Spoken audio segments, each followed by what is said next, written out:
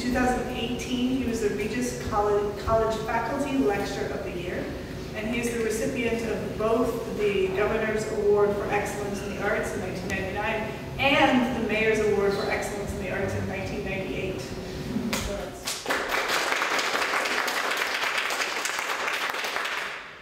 He's been a working artist for the past 41 years and a professor for the past 20. His lifelong goal is to contribute to a better understanding of cultural diversity by addressing the history, culture, and experiences of Chicanos and Latinos through his art, which can be found in the collection of the Denver Art Museum, the Los Angeles County Museum, and the Colorado Fine Arts Center, and others. He's exhibited extensively in the United States, Latin America, and throughout the world. His art is found in Denver at the William Habib Galleries. Please give a warm welcome.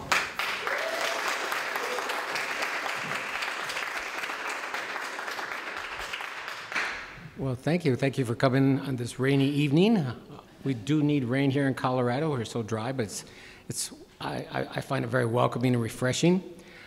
So the title of my exhibit is Community and Collaboration. Hopefully you'll see how I'm tying all these different people, places, artists together in my talk. So the first thing, since the work that you'll see upstairs in the gallery are prints, or they're actually mixed media prints, I want to define for you what a print is, or what is printmaking. Printmaking is an artistic process based on the principles of transferring images from a matrix onto another surface, most often paper or fabric. Traditional printmaking techniques include woodcut, etching, engraving, and lithography, while modern artists have expanded available techniques to include silkscreen. So upstairs in my work, you'll see a little bit of some etching, you'll see some lithography, some woodcut. I mix those together, and I think there might even be a little bit of silkscreen in my work too upstairs.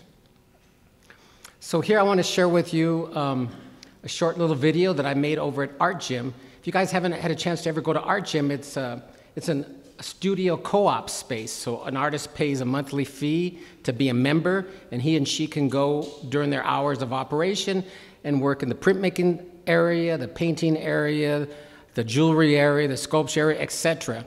So you may have heard of a co-op gallery. This is kind of a similar concept, but rather than being a gallery, it's a place where artists can come and work. And with Denver, with the rising prices of rent and studio rent, etc., it's a real convenience, especially for younger artists. But I enjoy going there and meeting other artists and talking to them and sharing my work. We're actually having an exhibit there tomorrow night, and I'll mention that a little bit later in my talk. So here we go.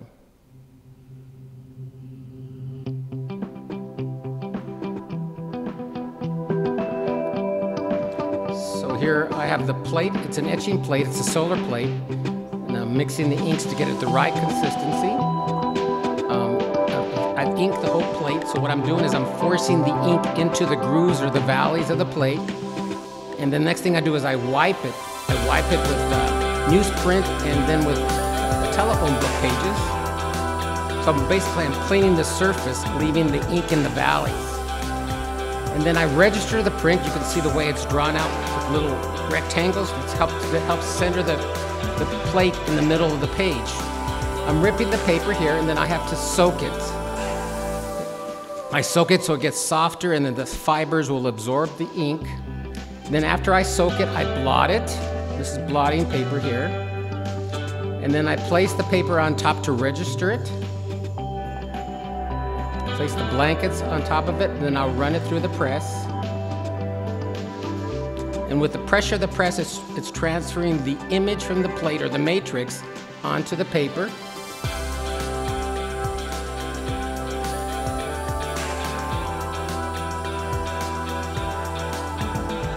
I recorded this video probably back in 2018 or so, and then there's an etching. So you can make an edition of the prints. I don't normally make editions. Edition means that you have a number of prints, reproductions, or multiples. It can be as small as 2 or 3, or as many as 10, 20, or 30, or even more if you want to. I usually end up hand coloring a lot of my etchings, and I also mix them with other media, as you'll see upstairs. Any questions? So this is actually one of my early etchings. So I do a process called solar etchings, and what they are is they're light-sensitive plates. So what I need to do is I need to have a film positive, and the film positive can be a photograph, a digital image, a drawing, and I'll place it on top of the plate, expose it under UV light. Wherever UV light passes through will make the plate hard. Wherever light doesn't pass through remains soft and water soluble. So I'm etching the plate with water. That creates the valleys or the grooves in the plate that'll eventually be inked. This is one that I did probably 2004 or so. I combined service workers here. So here's a gentleman working as a kitchen help or in a bakery, two vaqueros or cowboys working on a ranch, and then a maid working in a hotel. So my experience from that is my grandmother actually did housekeeping when I was a kid. My mother worked as a nurse's aide for a little while. My uncle worked as a parking lot attendant and eventually worked in a slaughterhouse butchering animals for meat. So basically they're providing a service for all of us, whether it's our food or cleaning our homes. So this etching is paying homage to the service workers, specifically who come from Latin America, from Mexico, and I combined it with the old-fashioned way of sending money through Western Union. So you can read on top, it says, para enviar dinero a Mexico. So I show this print because what I'm going to show you next is how I start layering with the monotype. So as a printmaker, I have drawers and drawers of prints, some that were successful, some that weren't fully realized, other ones that just got stuck under a bunch of prints. So this was a print that was underneath. And then I did this on top, which is a monotype process. So I'm recontextualizing, reusing, repurposing the image. So here I'm including a blend, which is sort of this green to a blue to a green to a blue, and then I'm using a stencil process to go on top. So you can see underneath the etching, and then the inks that I use are transparent, so it lets the more contrasty colors bleed through. I'm incorporating images. I have stencils of the pre-Columbian stencils that you would find of images on pottery from Mexico. So I'm doing a layering of where art came from, also tying into traditions and culture, identity, but also tying into a more modern context of the service workers. And the next thing I'll talk about is hybridity. Hybridity is a process that crosses two separate cultures. It is a constant process of negotiating between different cultural groups, a form of intercultural dialogue. Hybridity can be viewed as the space where communication between two cultures takes place. So being of Mexican descent, living in the United States, I try to bring those two cultures together. I either am contrasting or juxtaposing or layering for sort of a new way of looking at culture, how culture changes or how cultures preserve their traditions. I'll show you a couple of examples that aren't up in the show. So I started doing specifically these hybrid images probably around 2004. So I made this image of what I call now Lupe Liberty. So it's a combination of the Statue of Liberty and Our Lady of Guadalupe, a Catholic image as well as an immigrant or political image, and I brought them together. So I went over to the local Our Lady of Guadalupe church, took a digital image, found a high-resolution image on the internet, and combined them in Photoshop. So I made that digital image, and then I eventually was invited to go to the Serre project down in Austin, Texas, to work with a master silkscreen printer. And I created the separations, and we made this edition of a print. So the Serre project is kind of like a tamarind. So if you're familiar with a tamarind in Albuquerque, it's a similar sort of organization, but works specifically with Chicano Latino artists. You make an edition of around 50, and then you divide the edition. They keep half of it, and they can sell them or have exhibits, and then the other half the artist can take with them, and he or she can distribute them or get them out of shows as they would like. So by creating this, you can see that I'm creating a new image that combines the two cultures. In the foreground, I have an image of, it's from the May 1st March back in, I believe back in 2006, when Mexican immigrants were coming out and telling the United States that we contribute to this society, we contribute to this culture. Here's another image. So most people are familiar with Grant Wood and American Gothic. There's the farmer protecting his farm, and alongside is his daughter that's standing with him and to protect it. And then I combined it with a Frida Kahlo painting and then flipped it and put it on top. And then you can see how I'm making a new image called Mexican Gothic. So saying basically, we're here, we're part of the American culture, the part of the American dream, right? But we're also Mexican. So I'm also paying homage to Frida Kahlo and Diego Rivera, who are role models or mentors for us Chicanos, for Mexican artists. And so this is an etching similar to like the one I showed you earlier that I did the demonstration, and then I've hand colored them. I usually hand color these early ones with watercolor. Watercolor works wonderfully because it's transparent and allows the darker contrasty values to come through. And then a final hybrid image I'm going to show you is Juan Wayne. So on one level, there's this humor that I bring out, obviously a play with the words, but at the same time, I'm portraying John Wayne. John Wayne was obviously a famous movie actor, and he played a cowboy, right? He never was a cowboy. He played a soldier. He never was a soldier. So I took an image from the internet. I think it's from his movie True Grit. And then I placed a sombrero and a poncho on him, and sort of making reference to the vaqueros from Mexico. They were the original cowboys. And obviously that tradition came from Spain when they brought over horses and cattle, because they didn't have that before the arrival of the Europeans. And then I placed him again in a shopette area with McDonald's, just to show that he never really was a cowboy. He played a cowboy. My father, who I didn't know as a child, but I later got to know him as an adult, he really was a vaquero as a young man, and as a child he grew up on a small ranch raising cows and raising horses and taking care of all of those ranch animals. So I remember when I first met him going out on a horse and rounding up some cows that were out in some government land that he was leasing the land, I believe. So again, on the surface, there's this sense of humor, which I'm hoping brings the viewer in. But underneath, layered underneath, is this whole history, this whole identity that I want to talk about. It's never revealed or never really talked about in history books. Let's go to the image of Nuestra Señora de la Marinche. So I'm really involved in the Denver art community. For the last several years, they have this big exhibitions and shows and demonstrations and open studios, and it's called MoPrint. It's the month of printmaking, and I've participated. And along with this past year, it was last 2022, they had this gentleman come in called Big Ink, and he came over to the Arvada Center, and he invited artists to do large-scale relief prints. And at the same time, my wife was getting ready for an exhibit. She's also an artist at the Museo de las Americas. It was called Maleni on the Rocks, and it was paying homage to La Malinche, who was Cortez's mistress and interpreter, and she was the mother, basically, of the mestizos, of the mixing of the Spanish and the indigenous, okay?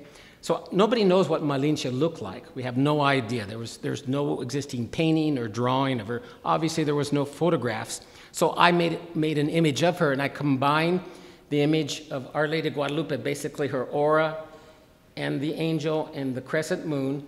And then in the background is Coatlicue, which is an Aztec female god, a fertility goddess. That's the back goddess with the two snakes and the claw feet down below.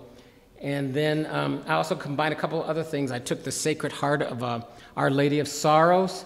And then the central image is an Adelita.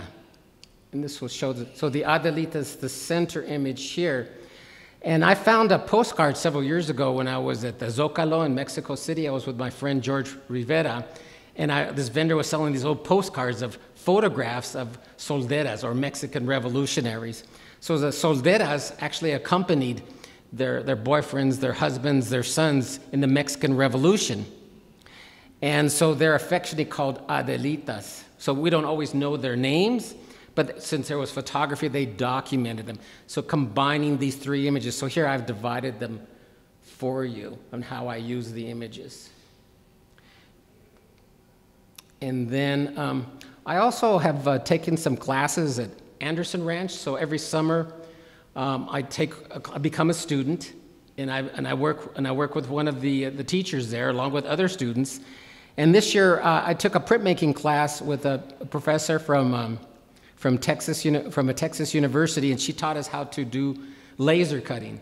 So with being a full-time faculty during the school year, month of printmaking in March, I wanted to do this project. I wanted to do a large relief print. I said, well, this might be a way of realizing that image. So I created the image in Photoshop, the one on the left, and I made that woodblock. So if you look at everything, it's in reverse. So when you're a printmaker, except for a silkscreen, you have to think about the mirror image. Everything's going to flip, okay? So if you look at this, and so this is the woodblock right here that I created through a laser. So I provided a JPEG to the laser cutter, and then he cut that for me. And then that was eventually inked and made a print.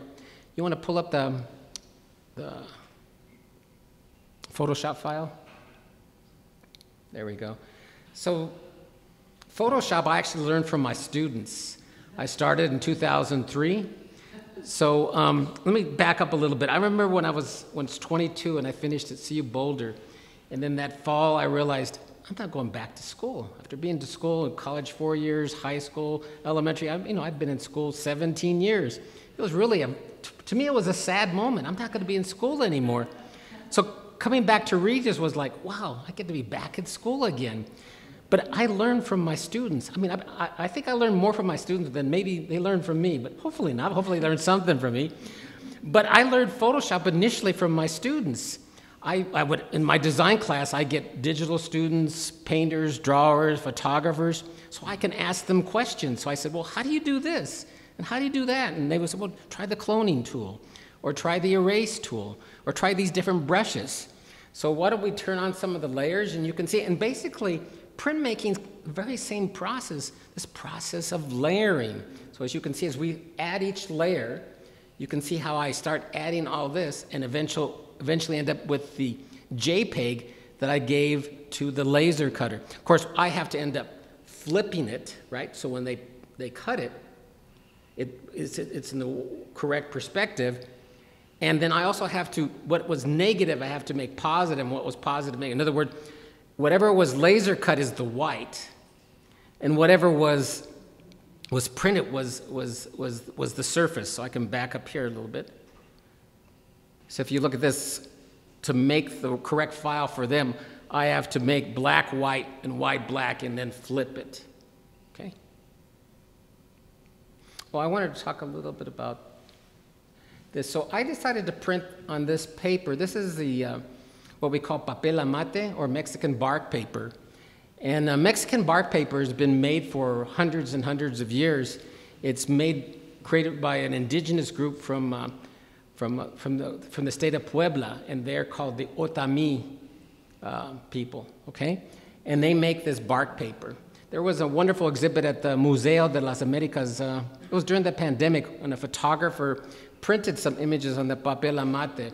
So I ended up buying some large-scale papel amate. I said, one day I'm going to do something on it. So just the right time presented itself, and I ended up printing this on the papel amate. It's got a sort of a nice marbling texture. I think it gives it sort of a vintage sort of feel to it because of the creamish or sepia color.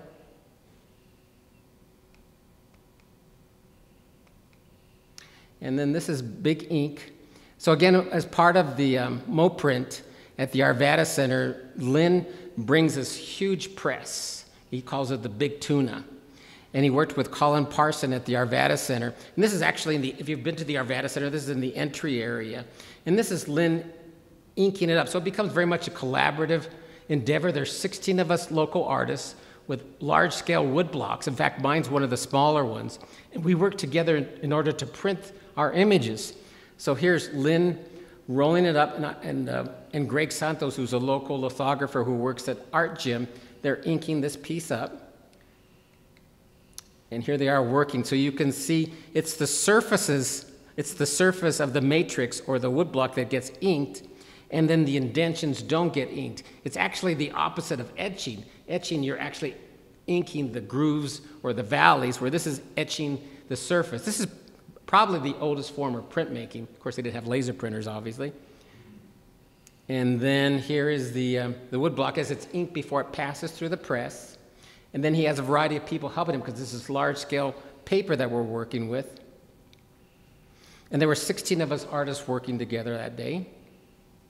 And this isn't at the Arvada Center, but I found this on Lynn's website, Big Ink. But you can see the scale that people can print in.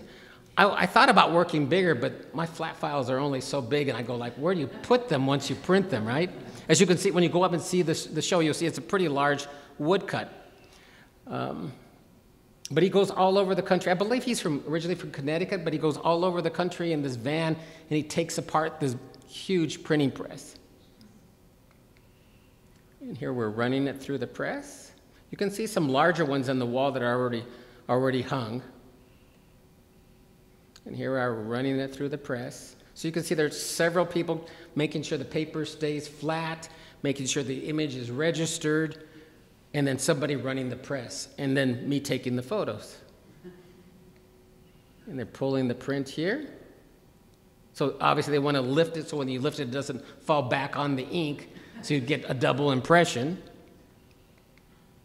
And then here's a short little video my friend Melanie Yazzie made, and her and I go way back when we were in grad school up in Boulder, and she's the head printmaker at CU Boulder, and she made this little video. Go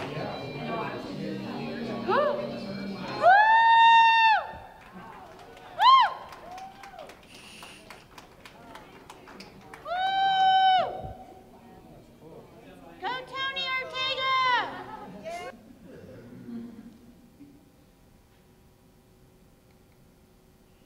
And here's the full image. And just to give an idea of scale, what do you guys think about apron? I always get comments when I do workshops with my apron.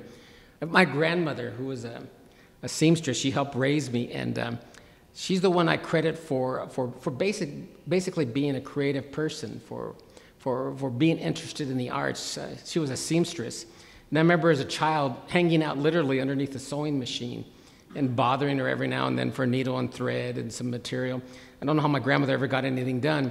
And another thing I credit her in being is she was a wonderful storyteller. I don't think she would call herself a storyteller, but she would tell Southwest Hispanic stories. She would tell stories about her childhood, my uncles and my mother growing up. And I think what that helped me do, because when we would go down to Pecos, New Mexico, it was way before cable, right?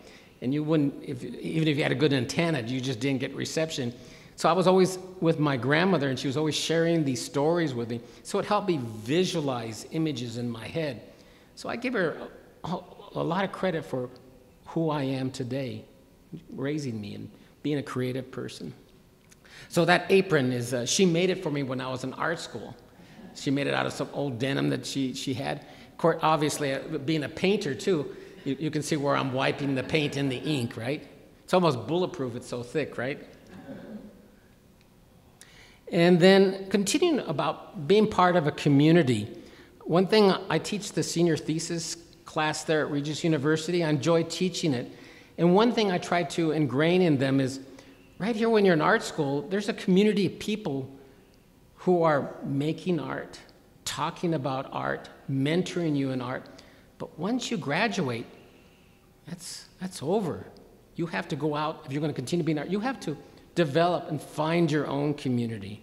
And obviously there's a variety of places you can do that here in Denver, whether it's a co-op gallery, a co-op working space, Redline, MCA. That's where artists gather, right? They get to know like-minded people who they can show with or they can share ideas with, get critiques from.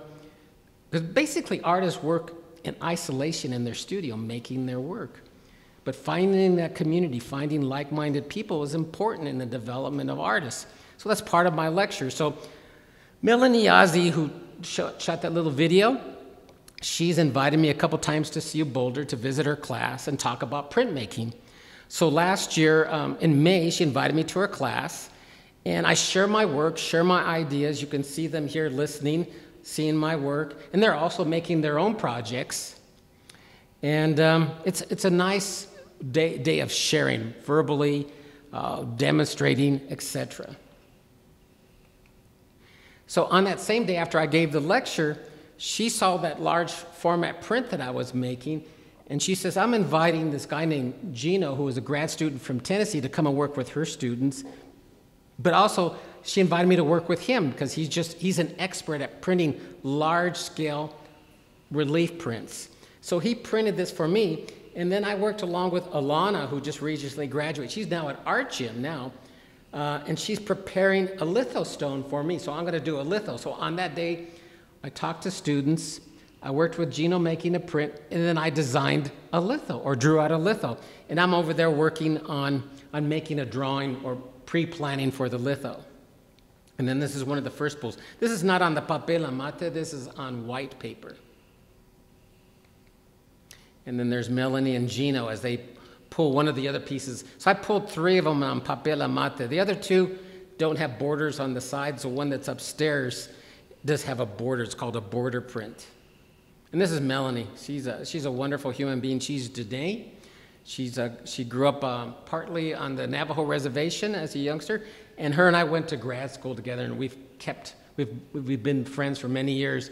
And I also invite her over to Regis to exhibit her work, exhibit portfolios that she's put together. She's brought CU students who have met our students, so we get a nice meeting of students of different universities. And obviously she's invited me there. And then just another shot. Melanie took that, but I like that one-point perspective, just that largeness here, and just taking you back to me drawing there. And then the next part I want to talk about is working at Art Gym. I've been a member of Art Gym since my sabbatical year 5 years ago from Regis.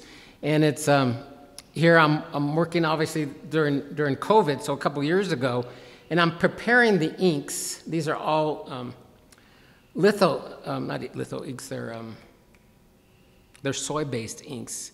I can't remember the name, but I'm preparing the palette. I'm going to show you a little video on how I prepare the palette. And my friend Emily took these pictures as I'm using brayers and mixing the palette, preparing it to do some printmaking. And then here's the video. And this is, so I'll talk through this a little bit here too. So I used this video as an advertisement for a show that I had at the William Havu Gallery. So here I'm mixing all my inks with white and also putting some transparent base. The white allows the ink to get a little lighter in value, a little less saturated. The transparent base makes it more transparent because I'm going to be layering those inks over existing prints, whether they're an etching, a litho, a monotype, a silkscreen, etc. And then here on the press, I've made a rectangle. I'm doing some rollouts or some blends. And then I'm working with some stencils, laying out the stencils. So I already have an existing print that's sitting in the water right now, ready to be blotted and printed. Worked pretty fast, don't it? My son, Cipriano, who's also an artist, he helped make these videos. They're wet, and you can see me blotting them. But this, to give an idea of people what goes on in the process. So, because sometimes you talk about printmaker, you talk about art, people's eyes kind of glaze over, and that kind of gives you an inside view. Akua inks, that's what they're called. So these are all cut out stencils. I make them, initially I made them with paper, but now I'm using like a real thin plastic because the paper starts breaking down.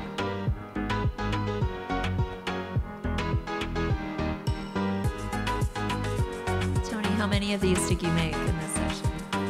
Well, I usually do about 4 or 5. I'm usually there about a 4 or 5 hour period. It takes me forever to lay out these inks, and then to clean it up, that's a lot of work too. Yeah.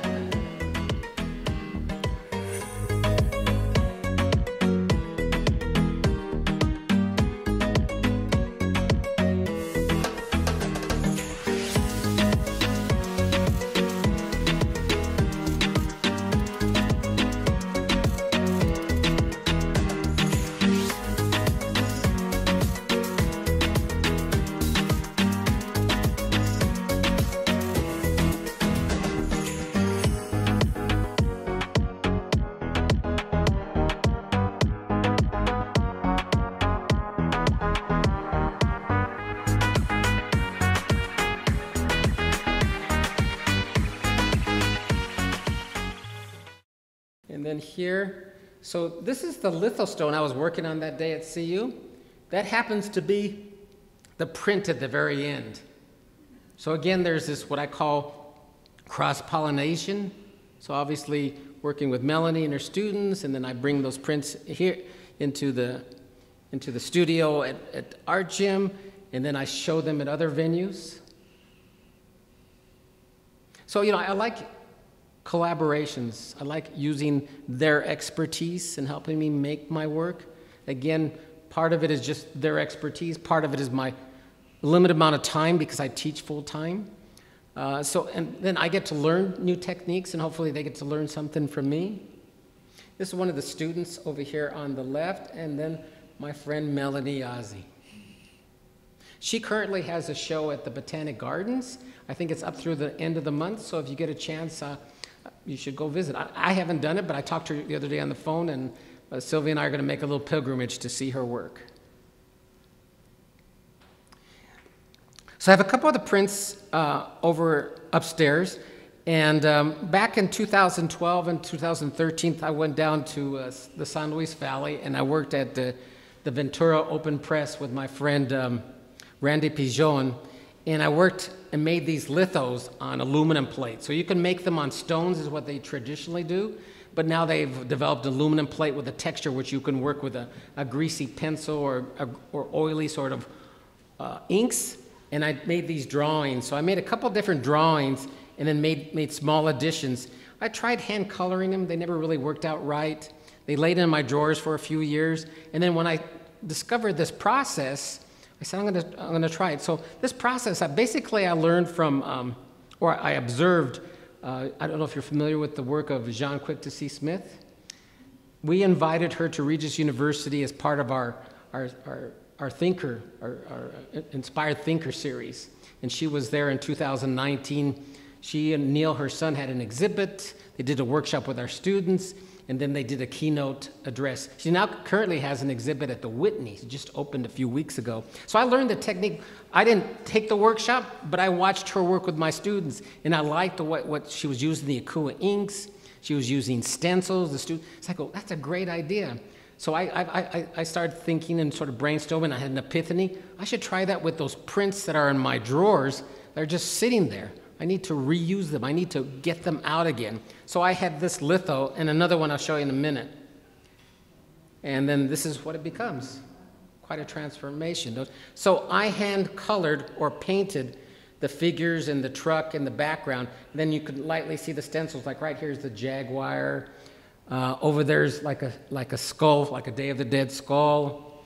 And then I based these prints that I did in the San Luis Valley on my observation of the sandhill cranes. Have you guys ever gone to the San Luis Valley and watched the migration? They come from Bosque Apache, I think it is, in New Mexico, and they travel through Colorado, and they end up in Idaho, I believe. And I guess what I'm trying to tie is migration, or people who migrate, are very similar to animals. Why do animals and people migrate? Well, for better life, for better food, to provide for their families. Well, that's why animals migrate. That's why people go from one country to another, giving up their livelihood or their way of being or their families and coming to the United States to work in the service. So these are migrant workers are going out to the field to pick the crops that are going to eventually come onto our dinner tables, our restaurants. So they provide an important service to us and to our economy.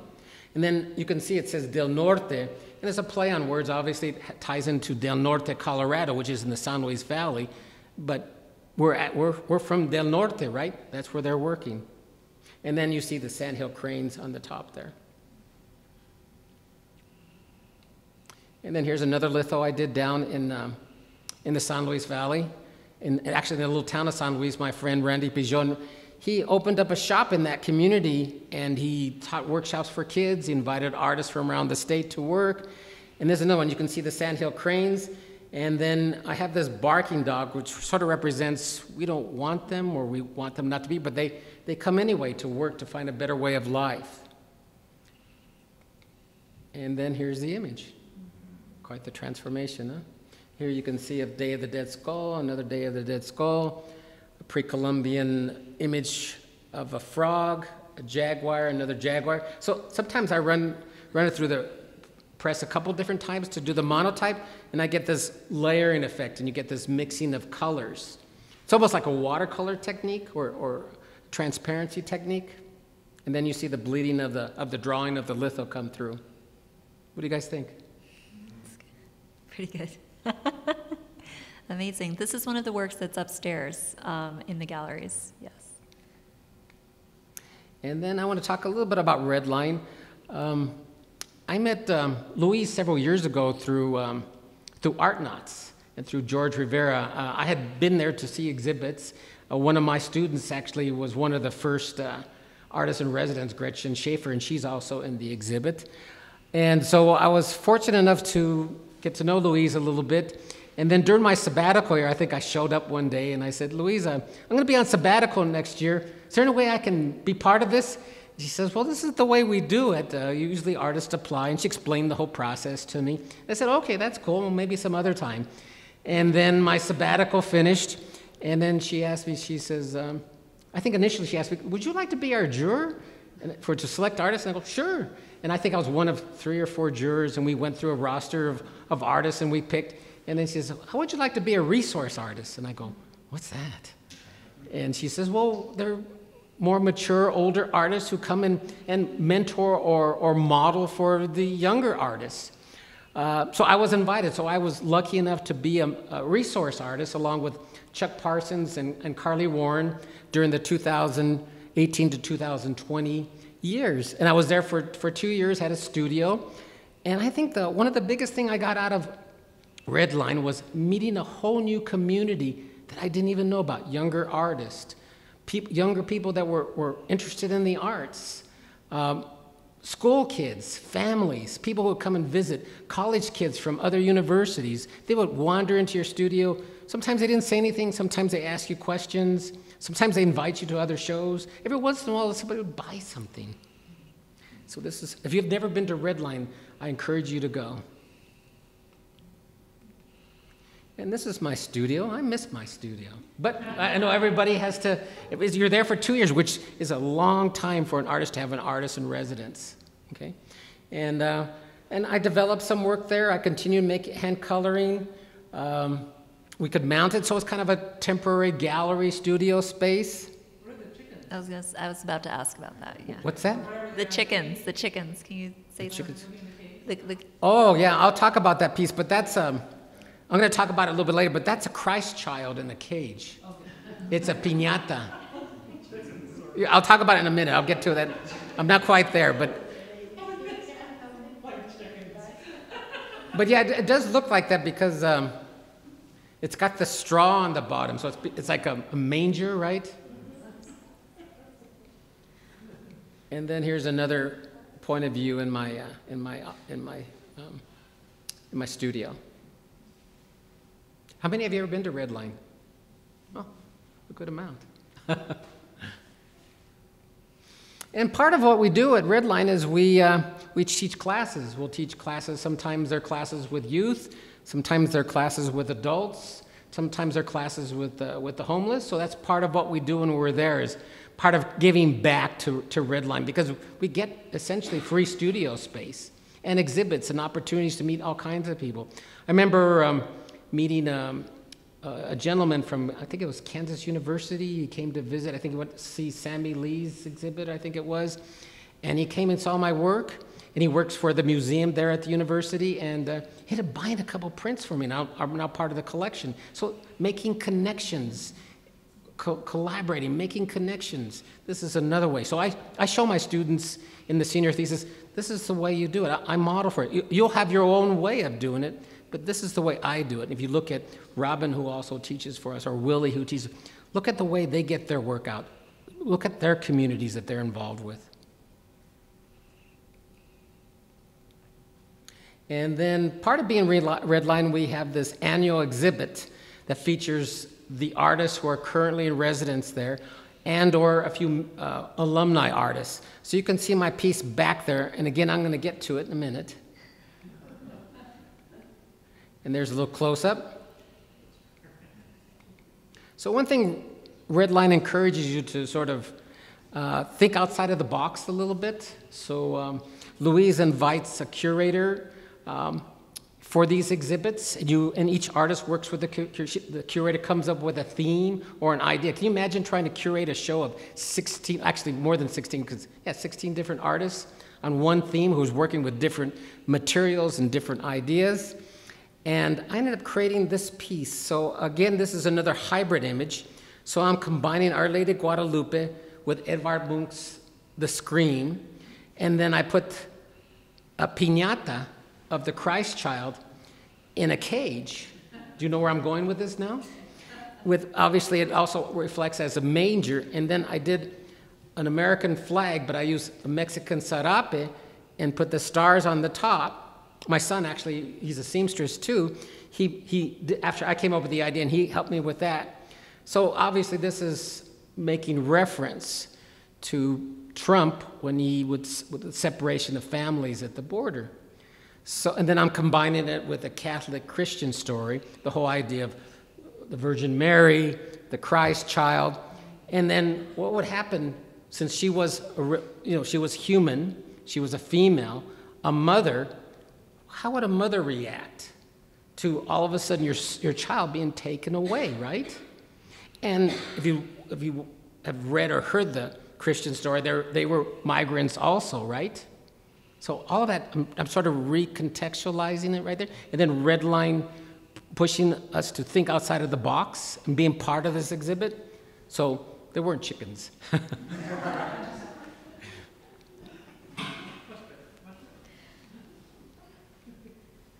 And then this was the following year. And this is a piece on gentrification. So it's kind of hard to see, but it's an outline drawing of our house in North Denver. It's an old-style ranch, and then I put a Gothic window in it, and then the young, hip Chicano standing in front of it, protecting it, kind of a play off of American Gothic. And then these are Mexican hairless dogs, but they were also reference to protectors of going into the underworld. After you die, you go into the underworld. So I had those paper mache pieces made, and then I painted them. And then I showed this piece at the Longmont Museum, was it a year ago? Yeah, a year ago. And then they purchased this piece from me from that exhibit. And then you can see some of the other artists in the background who are part of the show. It's usually, I think you usually have a show January, February, right? Usually every year, yeah. And my last thing, just a little push. So my son is also a visual artist and a musician. My wife is a visual artist, and she's got a dance background. We're having an exhibit that opens tomorrow at Art Gym. So I want to invite you to come and meet the rest of the family. There's examples. So there's my piece there on the left, Sylvia's Native American retablo, or her rendition of a retablo, and then our son's work here on the right, so you can see the rest of her work. And they're located over on 1460 Leiden, so basically it's the closest cross street, major cross streets would be Monaco and Kovacs. And this is right near the Mayfield Shopping Center. So please come to the show tomorrow night if you can. It'll be up through June 18th. And I'd like to open it up for questions or comments.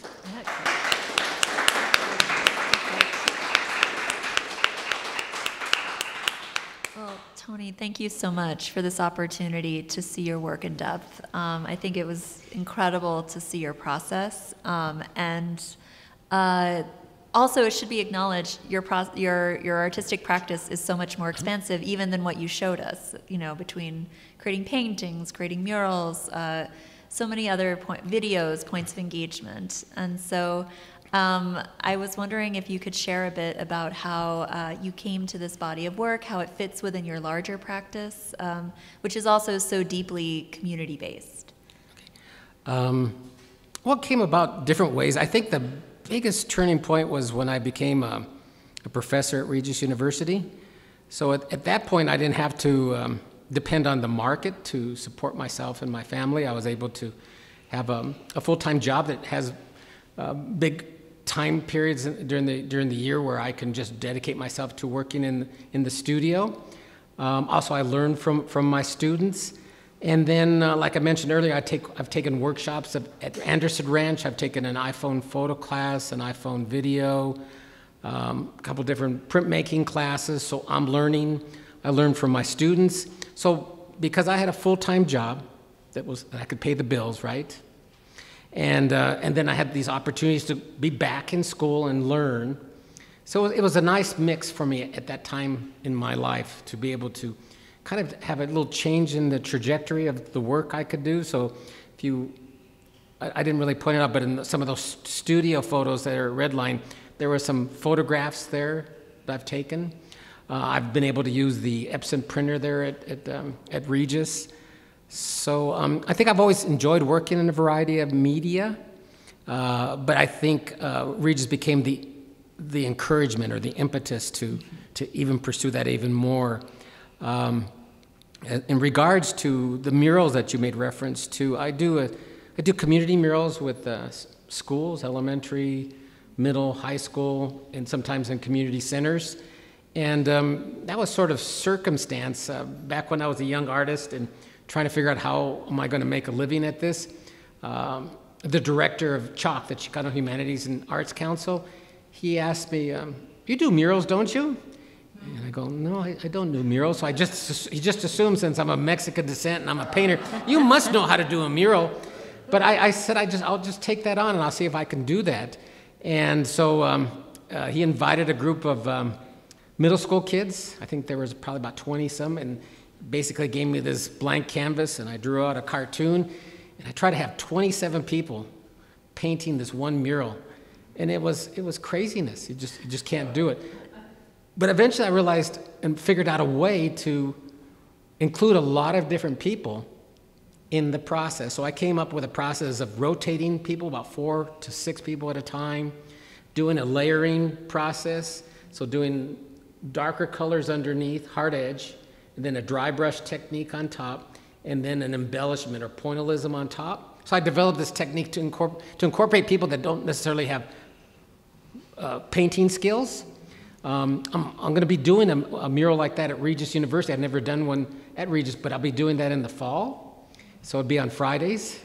So I'm currently working on one in a school in Louisville at Coal Creek Elementary. I'm working with 4th and 5th graders. I'll be working with the Escuela Guadalupe next week on 3 days on a smaller mural. So those murals usually are a little point of departure, not formally, but the ideas or the theme behind it, usually I'm integrating activities or place or things that they do in the school.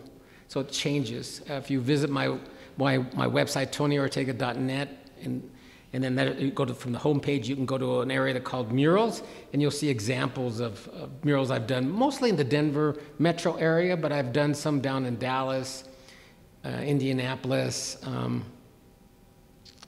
think that's about it. Oh, Salida, Kansas, too. Nice. Yeah. Are there questions from the audience about it? Yes. Okay, back there? Mm-hmm.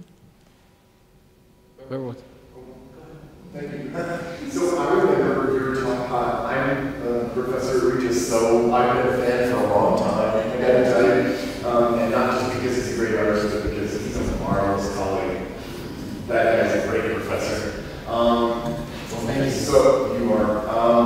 I remember in your faculty lecture of the year, you had that wonderful video of a mural creation. Oh, yes. And it actually, looking around the audience, it was a big audience, people there, and it brought tears to people's eyes. It was just so inspiring. And I'm wondering, watching your talk today, how have the videos, have they given you any insight as you watch yourself in these videos and see the analytics works with them and all that? Do they get you excited to who you are as an artist? Because they certainly charm us, I think.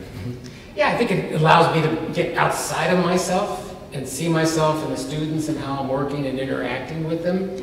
Mm-hmm. Also, they work like a photograph does. It brings back memories of that time and that place and those people that I worked with. So that's the way I and then it also becomes a different way of engaging an audience. It makes something seem more real than just a still photograph. And then it kind of changes up the pace of when you're doing a presentation. Obviously, you know, as a professor, you don't want to say the same thing over and over. You want to change, and that sort of changes up the pace and the engagement of the audience. So, and then it's new technology that I can incorporate into my lectures and talks, whether it's a classroom talk or a demonstration or something like this. Yeah. So from all these groups that you work with, is there an age or that you enjoy more? That you are talking to, say, the fourth graders, and then at the university, you know, people in all different places in their lives. Is there some kind of group that you enjoy more? My wife jokingly told me, not too long ago, she says, you work with people from cradle to grave. You know, yeah, I guess you're right. I guess my favorite area obviously is college, because that's where I'm settling. But I'm working through Think 360. I'm doing this little workshop on Mondays. I'm working with seniors at the Topaz housing project, which is over there in Alum Park. And we're doing a painting sip. And so most of these seniors are well into their 70s, if not 80s, and it's a group of about 8 students.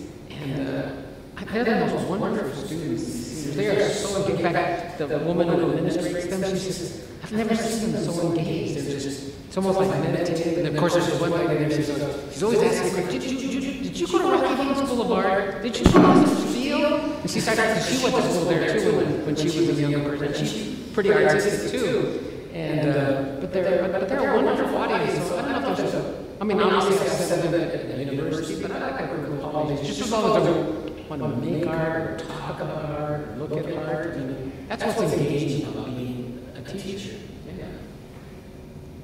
Okay, I'm not asking a question, Tony, but I'm sharing that one of the reasons why you were just a fantastic resource artist was exactly that. It's why you were invited. Is because so much of what you do was welcoming communities in. And I think that was an integral aspect to what being a resource artist at Redline was. But it was funny, I was being interviewed by Southwest Contemporary about you, and the lady, Deborah Ross, asked me a very disorienting question. She was like, would you say that Tony Ortega supports and builds community? And I was like, do you know this man? Like, you know, in the sense that, like, I could not think of someone who does it better. You know, it just, that is so integral to who you are and how you show up and how you are always thinking of who can be involved. And so I miss you and you being in your studio every day. Thank you for the kind words. It's very nice. Yeah, I think, we as artists, we tend to work in isolation in our studio. And I guess I like getting out and meeting people. And then early on it was pragmatic. I mean, how do you make a living? How can you make money to pay rent or your car payment or utility bill? And then I figured, working with nonprofit organizations, and I can mention a few. One of them's gone, unfortunately, was Outreach, Think 360, and Art Gym, and Foothills Art Center, the Arvada Center, and you try to figure out how can I be part of a community. And part of it is obviously teaching or mentoring or guiding, and people happily will pay you to do that. So obviously part of it is pragmatic, part of it's I don't always like being isolated in my studio. I like getting out. Yeah. Tony, are you, oh, sorry. Other question? Yes. I don't have the question completely right, but I'll go for it.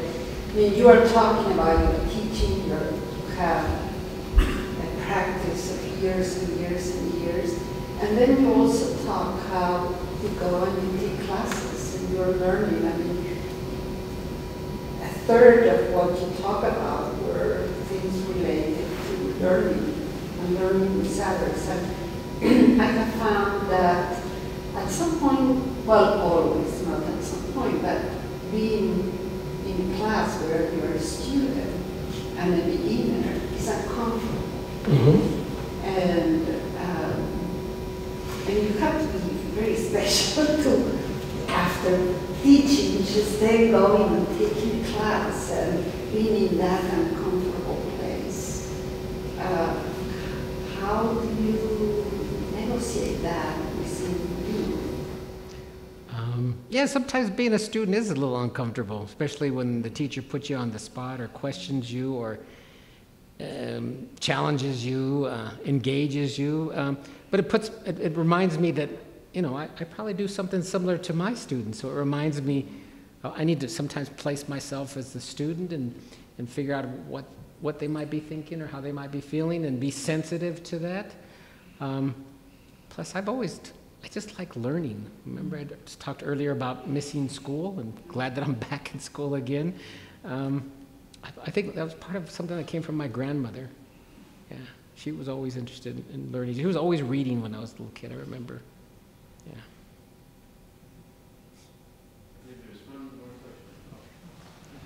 Yeah, so I was just curious, with artistic printmaking, it has such a heritage and so many artistic heritages across the world, places like East Asia and places like that. I'm just curious, how sort of ingrained, how prominent is artistic printmaking in Latin American cultures? You said you came here and sort of was like, oh, you're a Mexican artist, you must know murals. Are you a real departure from Latin American art by embracing that method, or does it have a very rich cultural heritage in Latin American art? Oh, it definitely has a rich cultural heritage. Right now, Oaxaca's, if you go to Oaxaca, it's a real hotbed for artists and printmaking. Francisco Toledo, because he's been very successful, has given back to that, and he's from that community, has created a space where they make handmade paper and has created spaces where there's printmaking. Or you can look back at the turn of the century at Jose Guadalupe Posada and his printmaking. So it has a deep, rich history in Latin America. Yeah. And in the U.S. In the U.S. Yeah, absolutely. This is great. Well, thank you, everyone. Thanks so much. I mean, Tony, what a pleasure. Oh, well, thank you. To have this inside view of your practice. We're so grateful to have you here and just so grateful to show your work. Please join me in thanking Tony for this outstanding